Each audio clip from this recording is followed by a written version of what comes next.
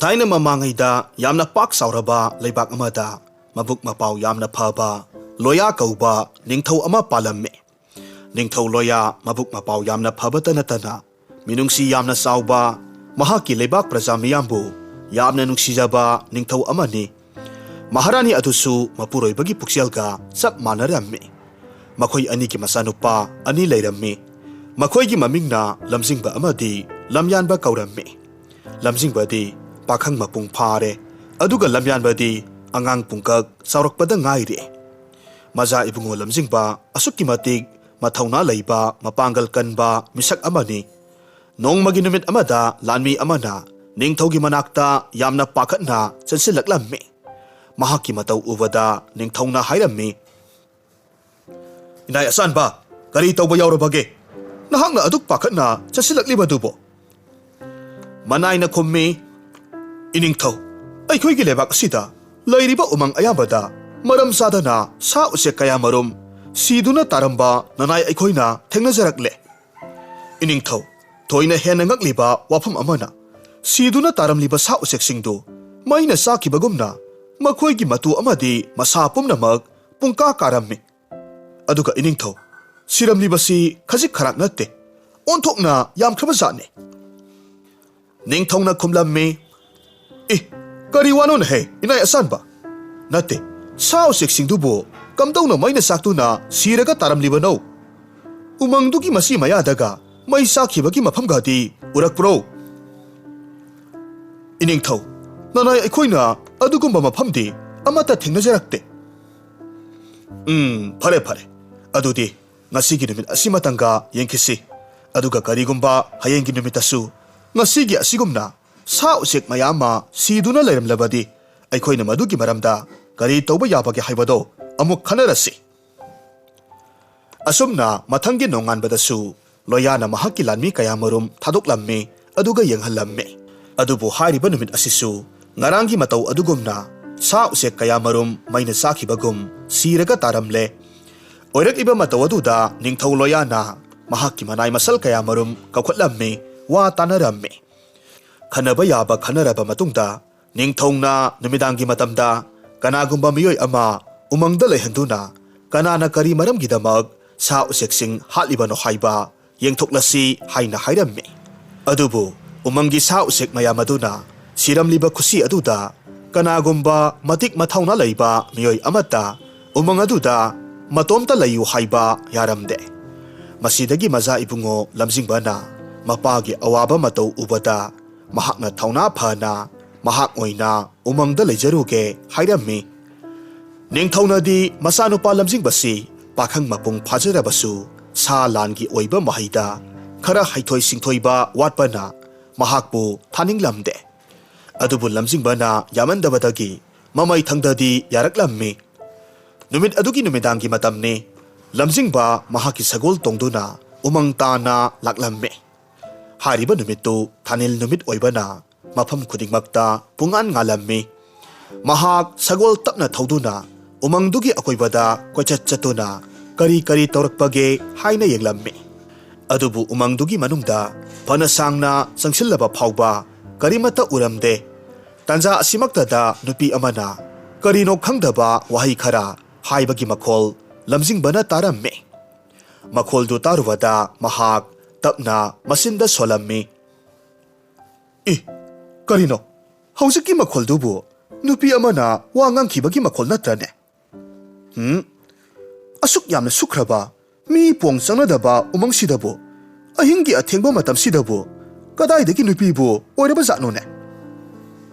Asumna khanduna mafam aduaida kana leibagi haina koirei leiduna yenglammi.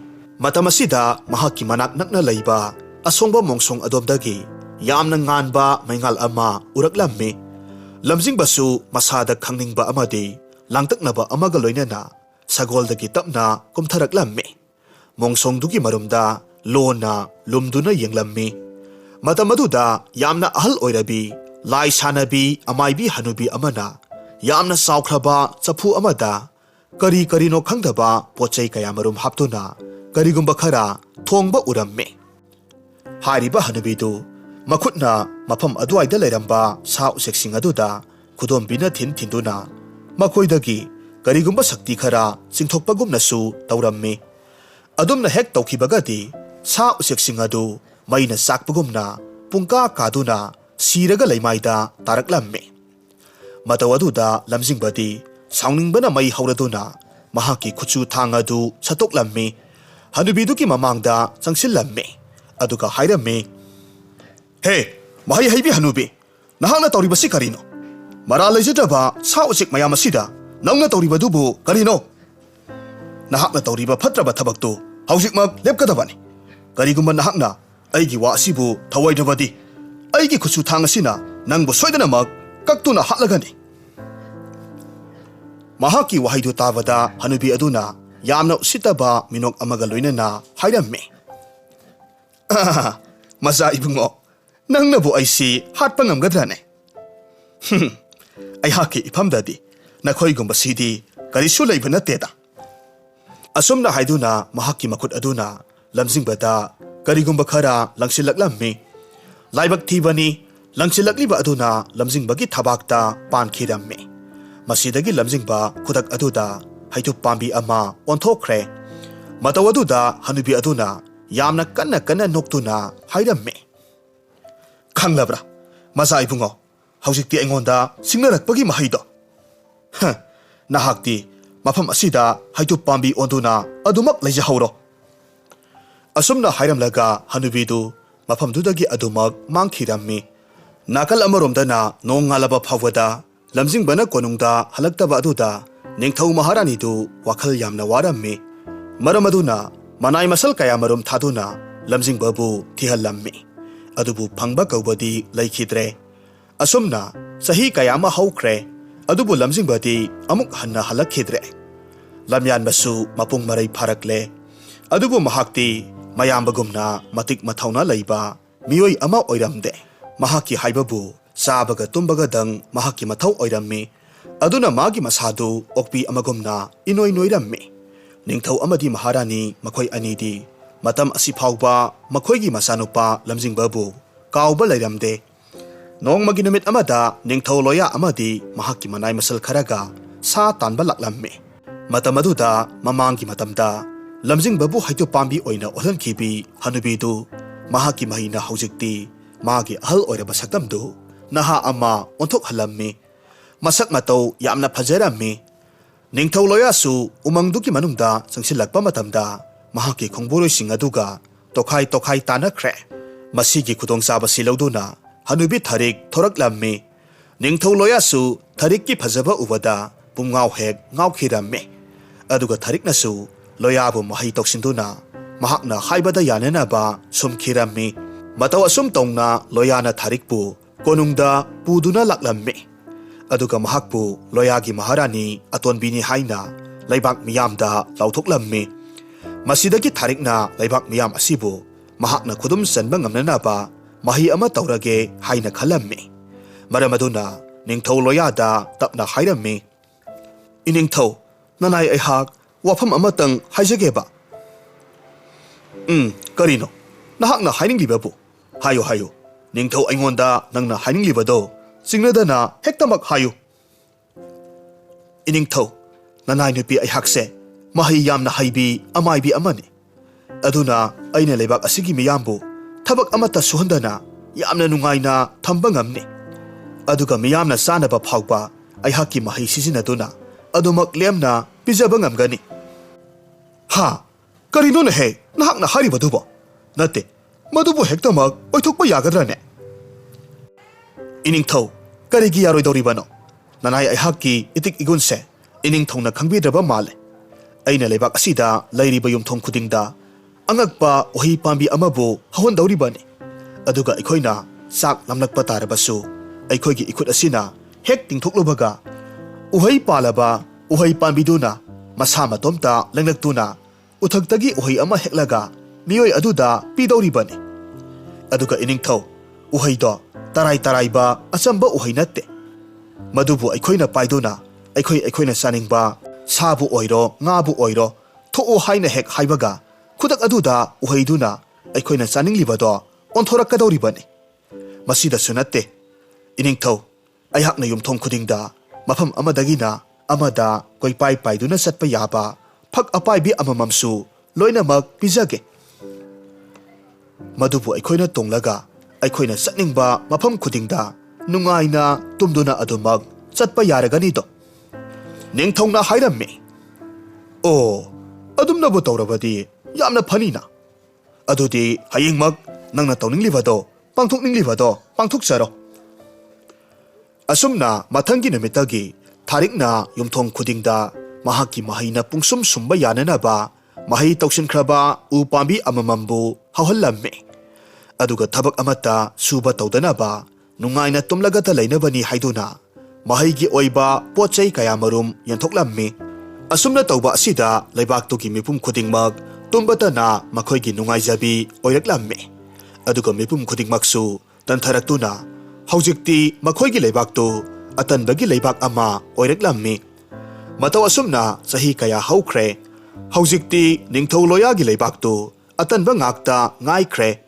ꯂꯝꯕꯤ ꯁꯣꯔꯣꯛꯇ ꯐꯥꯎꯕ ꯃꯤꯑꯣꯏ ꯑꯃꯠꯇꯁꯨ ꯆꯠꯅꯕ ꯎꯈꯤꯗ꯭ꯔꯦ꯫ ꯂꯩꯕꯥꯛ ꯑꯗꯨꯗ ꯃꯤꯑꯣꯏ ꯑꯃꯠꯇꯅ ꯊꯕꯛ ꯁꯨꯕꯒꯤꯁꯨ ꯃꯊꯧ ꯇꯥꯗ꯭ꯔꯦ꯫ ꯇꯨꯝꯗꯨꯅ ꯄꯣꯊꯥꯔꯒꯇ ꯂꯩꯅꯔꯝꯃꯤ꯫ ꯃꯐꯝ ꯑꯗꯨꯒꯤ ꯃꯤꯑꯣꯏꯁꯤꯡ ꯈꯛꯇ ꯅꯠꯇꯅ ꯎꯆꯦꯛ ꯋꯥꯌꯥ ꯐꯥꯎꯕ ꯇꯟꯃꯟꯈꯤꯕꯅ ꯃꯈꯣꯏꯁꯨ ꯎꯊꯛꯇ ꯑꯗꯨꯃꯛ ꯇꯨꯝꯗꯨꯅ ꯎꯏꯗꯨꯅꯇ ꯂꯩꯔꯝꯃꯤ꯫ ꯅꯣꯡꯃ ꯅꯨꯃꯤꯠ ꯌꯨꯡꯕꯒꯤ ꯃꯇꯝꯅꯤ꯫ ꯀꯣꯅꯨꯡꯒꯤ ꯊꯣꯉꯥꯛꯄꯗꯨ ꯉꯔꯥꯡ ꯑꯍꯤꯡꯗꯒꯤ ꯇꯨꯝꯈꯤꯕ ꯑꯗꯨꯅ ꯍꯧꯖꯤꯛ ꯐꯥꯎꯕ ꯑꯗꯨꯃꯛ ꯇꯨꯝꯗꯨꯅ ꯂꯩꯔꯝꯃꯤ꯫ ꯃꯍꯥꯛꯇꯁꯨ ꯅꯠꯇꯦ, ꯀꯣꯅꯨꯡꯒꯤ ꯊꯣꯡꯖꯥꯎ ꯑꯗꯨꯒꯤ ꯃꯊꯛꯇ ꯇꯣꯡꯂꯤꯕ ꯎꯆꯦꯛ ꯃꯆꯥ ꯑꯗꯨꯃꯁꯨ ꯎꯏꯔꯒ ꯂꯩꯔꯝꯃꯤ꯫ ꯃꯁꯤꯗꯒꯤ ꯎꯆꯦꯛ ꯃꯆꯥꯗꯨ ꯊꯣꯡꯖꯥꯎ ꯑꯗꯨꯗ ꯇꯣꯡꯅ ꯎꯏꯔꯝꯕꯗꯒꯤ ꯅꯥꯟꯊꯔꯛꯇꯨꯅ ꯊꯣꯉꯥꯛꯄꯗꯨꯒꯤ ꯃꯀꯣꯛꯇ ꯇꯨꯞ ꯂꯥꯎꯅ ꯇꯥꯁꯤꯜꯂꯝꯃꯤ꯫ ꯃꯇꯝ ꯑꯗꯨꯗ ꯊꯣꯉꯥꯛꯄ ꯑꯗꯨꯁꯨ ꯈꯪꯕꯣꯏ ꯀꯔꯤꯕꯣꯏ ꯇꯨꯝꯂꯝꯕꯗꯒꯤ ꯐ꯭ꯔꯪ ꯂꯥꯎꯅ ꯆꯣꯡꯈꯠꯂꯤ꯫ ꯑꯗꯨꯒ ꯃꯍꯥꯛ ꯃꯃꯤꯠ ꯅꯣꯏꯔꯗꯨꯅ ꯍꯥꯏꯔꯝꯃꯤ꯫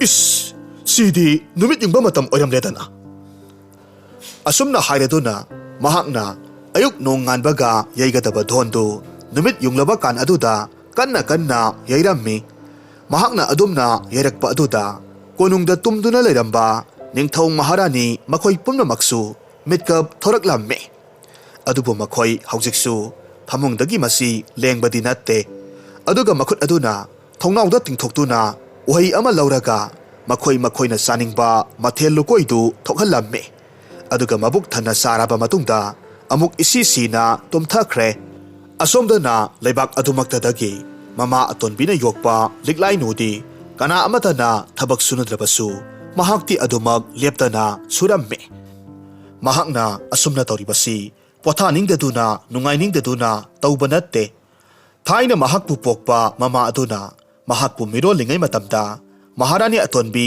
ꯊꯥꯔꯤꯛꯅ ꯊꯕꯛ ꯁꯨꯕ ꯌꯥꯔꯣꯏ ꯍꯥꯏꯅ ꯊꯕꯛ ꯁꯨꯔꯝꯕꯒꯤꯗꯃꯛ ꯃꯍꯥꯛꯄꯨ ꯁꯥꯞ ꯇꯧꯈꯤꯕꯅꯤ꯫ ꯁꯥꯞ ꯑꯗꯨꯗꯤ ꯑꯇꯩ ꯀꯔꯤꯃꯠꯇ ꯅꯠꯇꯦ꯫ ꯃꯍꯥꯛ ꯑꯃꯗꯤ ꯃꯥꯒꯤ ꯄꯣꯛꯂꯛꯀꯗꯧꯔꯤꯕ ꯃꯆꯥꯗꯨ ꯃꯇꯝ ꯆꯨꯞꯄꯗ ꯊꯕꯛꯇ ꯁꯨꯗꯨꯅꯇ ꯂꯩꯒꯗꯕꯅꯤ꯫ ꯀꯔꯤꯒꯨꯝꯕ ꯃꯈꯣꯏꯅ ꯊꯕꯛ ꯁꯨꯕ ꯍꯦꯛ ꯂꯦꯞꯄ ꯇꯥꯔꯕꯗꯤ ꯃꯈꯣꯏꯒꯤ ꯃꯁꯥꯗꯨ ꯐꯨꯔꯤ ꯀꯌꯥꯃꯔꯨꯝ ꯊꯣꯔꯛꯇꯨꯅ ꯃꯁꯥꯗꯨ ꯌꯣꯝꯕ ꯑꯣꯏꯌꯨ ꯍꯥꯏꯕꯁꯤꯅꯤ꯫ ꯃꯔꯝ ꯑꯁꯤꯗꯒꯤ ꯂꯤꯛꯂꯥꯏꯅꯨ ꯊꯕꯛ ꯁꯨꯗꯕ ꯇꯥꯔꯒꯗꯤ ꯃꯍꯥꯛꯀꯤ ꯃꯁꯥꯗꯨ ꯐꯨꯔꯤ ꯃꯌꯥꯝ ꯑꯃ ꯍꯦꯛꯇꯃꯛ ꯊꯣꯔꯛꯀꯗꯧꯔꯤꯕꯅꯤ꯫ ꯃꯔꯝ ꯑꯗꯨꯅ ꯃꯍꯥꯛ ꯃꯇꯝ ꯑꯌꯥꯝꯕꯗ ꯊꯕꯛ ꯁꯨꯕ ꯌꯥꯗꯦ ꯍꯥꯏꯔꯕꯁꯨ ꯀꯅꯥ ꯈꯪꯍꯟ ꯎꯍꯟꯗꯅ ꯑꯗꯨꯃꯛ ꯁꯨꯕ ꯇꯥꯔꯝꯃꯤ꯫ ꯅꯣꯡꯃꯁꯨ ꯅꯨꯃꯤꯗꯥꯡ ꯋꯥꯏꯔꯝ ꯑꯃꯗ ꯂꯤꯛꯂꯥꯏꯅꯨ ꯌꯨꯝꯒꯤ ꯁꯨꯃꯥꯡ ꯁꯤꯠꯇꯨꯅ ꯂꯩꯔꯝꯃꯤ꯫ ꯃꯇꯝ ꯑꯗꯨꯗ ꯅꯤꯡꯊꯧꯒꯤ ꯂꯥꯟꯃꯤ ꯑꯃꯅ ꯎꯈꯤꯕꯗꯒꯤ ꯌꯥꯝꯅ ꯁꯥꯎꯅ ꯍꯥꯏꯔꯛꯂꯝꯃꯤ꯫ ꯍꯥꯏ ꯅꯨꯄꯤ, ꯀꯔꯤꯒꯤꯅꯣ ꯅꯍꯥꯛꯅ ꯊꯕꯛ ꯁꯨꯔꯤꯕꯗꯤ?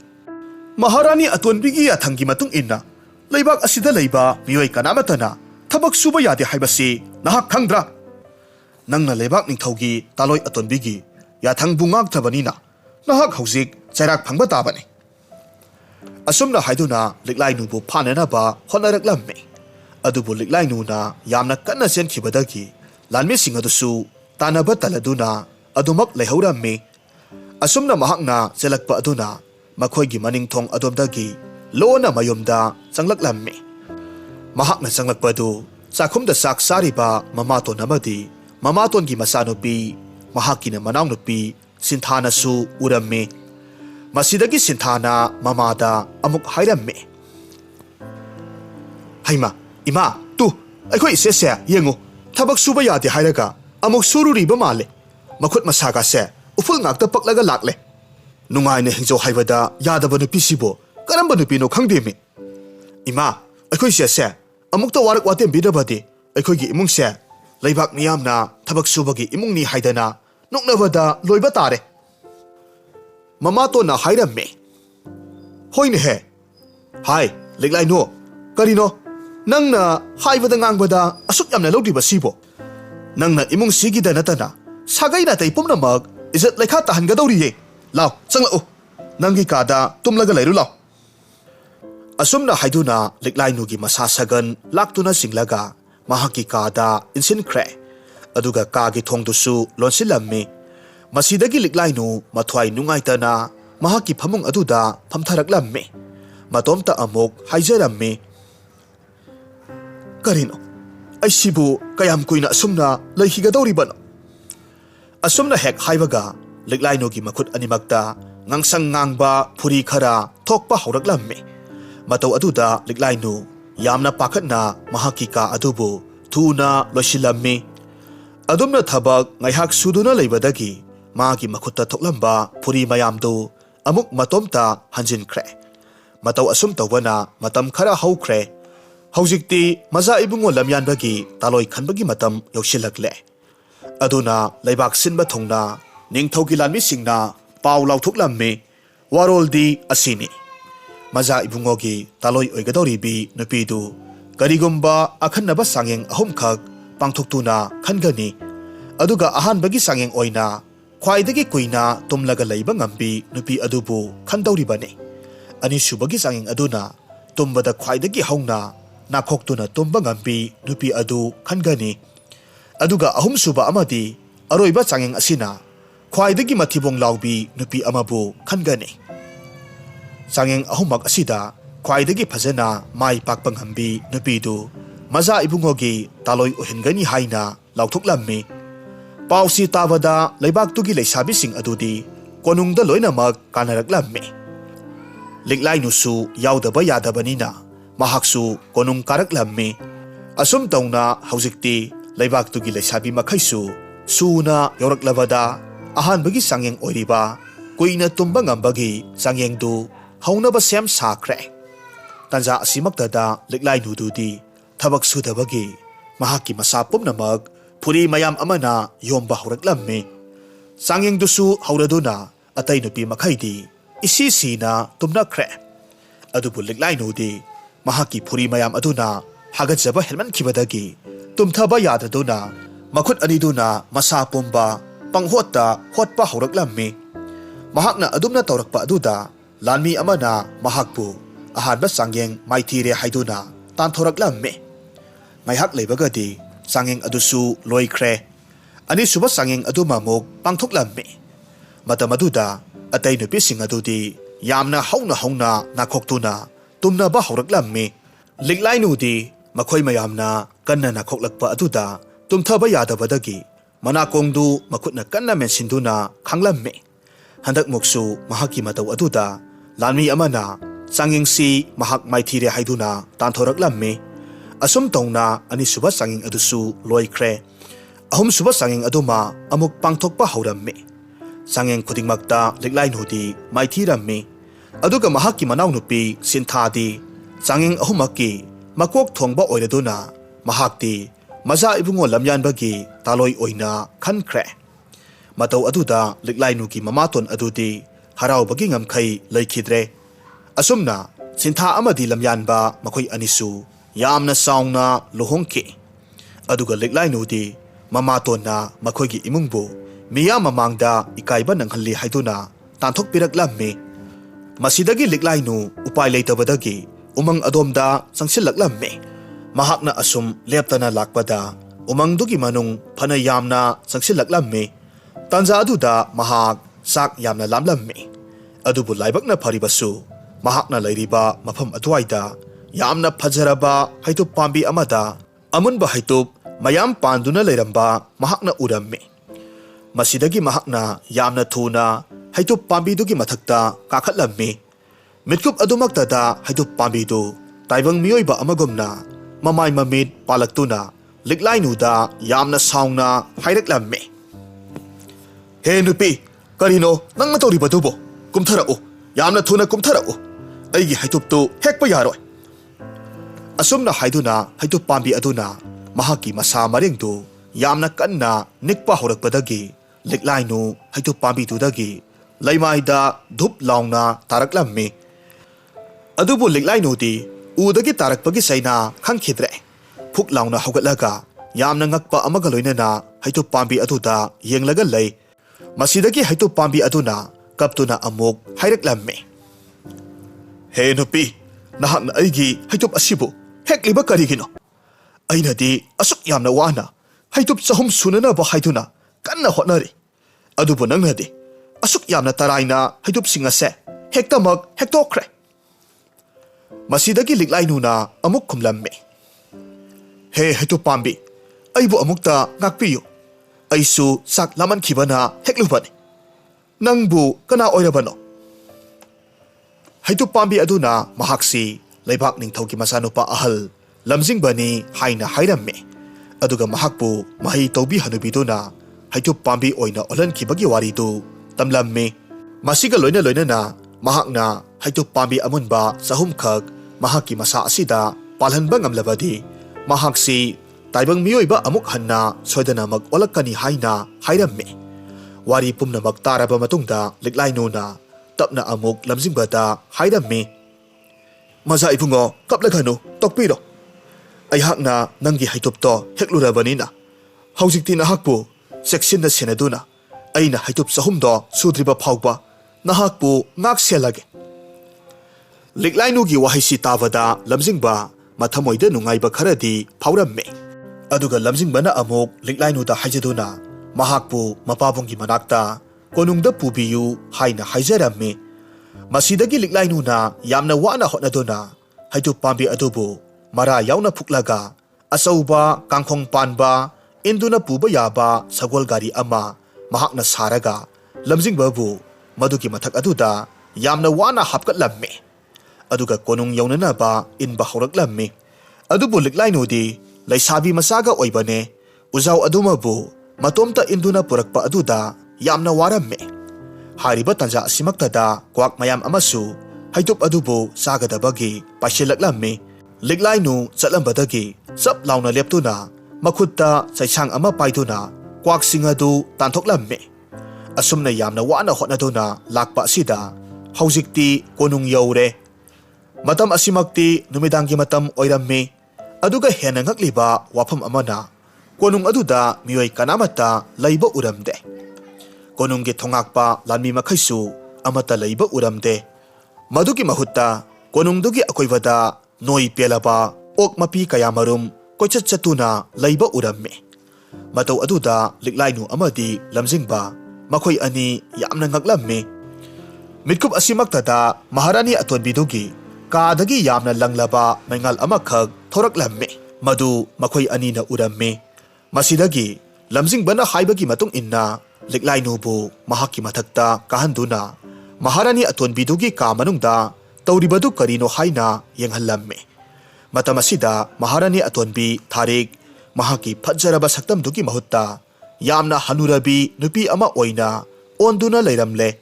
Aduga mahakna magi sakti sizinaduna manak aduaida leiramba ok anoiba anibu mahaki masa aduda nungsit oina singsinbagumna maikhu oina mahaki yanungda sangkhiramme. Adumna tawbadagidi thariktu hanurambadagi naha khangoi oithoraklamme. Aduga amuksu matomta noktuna haijaramme. Haha, haujikti aigi ningba loinamak thunglaganido. Leibak asigi miyoi khudingmaksu atanba haibasina haujikti ok loinamak olankhre. Aduna aihakti ok mayam asibu aigi sakti sizinaduna aihaksi naha adum oiduna laiba yaraganido. Aduga hayengdi thanil numitni mafam sida leiriba ok olaba makhoi mayamsi sizinaduna aihaksi matam supagi oina siba naidaba hingduna leiba yananaba mahi tawragadabani. Wahai singsi tavada liklainudi pakhatpana loikre aduga thuna uthak adudagi kumtharaklamme. Tharikna haikiba amati mahakna tawkiba thabak khudingmak lamjingbada lirammi. Masidagi lamjingbana amuk tapna hairammi. Liklaino, nahak karisu pakhatkano. Mafam asida leiriba ok mayamse. Makhoigi masa masada seliba atanba haibasina oihalakliba ngaktane. Aduga karigumba makhoina atanbase thadoktuna thabak su nomlabadi taibang miyoiba soidanamak oirakadauribani. Aduga nahakna haujik tawgadabadi konung manungda hauriba Tharikna ihan hana thakiba uhai pambi asibu hana manghanba mathau tai. Masibu hek manghankrabadi leibak asida hauriba atopa uhai pambi sing asidi matomta loinamak sijakhragadabani. Uhai pambi du leitrabadi madudagi paliba mitrangi uhai do kanamatana sararoi. Adumna tawrabadi makhoisu amuk hanna taibang miyoibada olaklagadabani. Aduga aihaki ithakta paliba haitup asimasu khara yamna hekko. Aduga nahakna Tharikki yanung aduda haitup asimabu langsinanaba hotno. Aihaki haitup asina mangonda bijaba hek ngamlabadi mahaksu khudak aduda maikhu oina olaga mangkhragadabani. Aingonda mahakna mahi tawduna palhalamliba haitupse mahaki oinadi huga chap manai. Lamjingbana hariba khudingmak liklainuna munna tasilammi thabaktu pangthoknabagidamak sem sarammi. Maramaduna mahak lamjingbagi mathakta kakhatuna khaw masa amada haitup khara hektuna hapsilammi. Khawdu mahakki makhwangda yamna kanna kisilammi. Masidagi mahakna konungda tumin changkhiduna Tharikna ihan hana thakiba mahaigi u pambi adu mai thadoklammi. Mataw aduda mafam aduaida leiramba ok mayamdudi law khongduna koichen chenaba hauraklammi. Makhoina adumna tawrakpa aduda konungdagi Tharik yamna thuna thoraklammi. Aduga oiramliba mataw aduda yamna saungna liklainuda hairammi. He nupi nahakna karigino aina wana semgatchaba uhaidubu mai thadoklibadi. Nahakna tawribasi karino phai khangani nahakpusu utki mapai olalage. Asumna haiduna mahakna karigumba khara langsilaklammi. Adubu liklainuna yamna haina singna chen chenduna masada amata palhalamde. Aduga mahaksu mana ngasai heklakpa haituptu Tharikki yanungda changnanaba haiduna mayam ama thomjilammi. Adubu Tharikna magi haijaba mahina paisilakliba haitupsing adu machet tana soidatlammi.